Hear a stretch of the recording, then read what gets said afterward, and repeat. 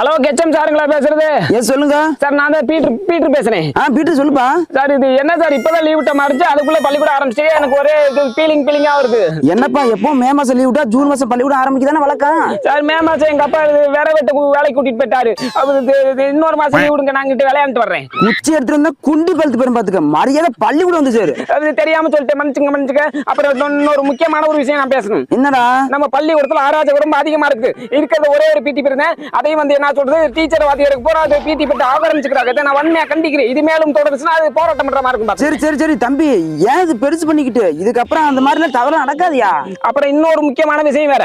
என்னப்பா? சத்துருவுல முட்டை வாங்கலாம் தட்டை தூக்கிட்டு போறப்பெல்லாம் எனக்கு பட்டையே போட்டுருவாங்க. தம்பி நான் தான் பாக்குறேன், நம்ம ஸ்கூலுக்கு டெய்லியும் 500 முட்டை இறங்குது.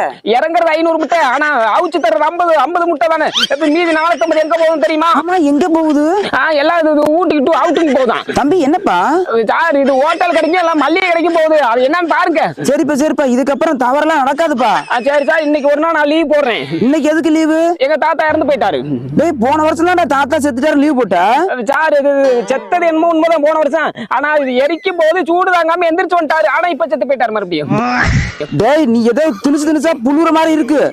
சார் இது எங்க தெரிஞ்ச தாத்தா கூப்பிடுறாரு. டேய் அவரை செத்து போயிட்டாரா? எப்படா கூப்பிடுறாரு? சின்ன தாத்தா, இன்னொரு தாத்தா. டேய் புடுவனி பயல இந்த தாத்தா.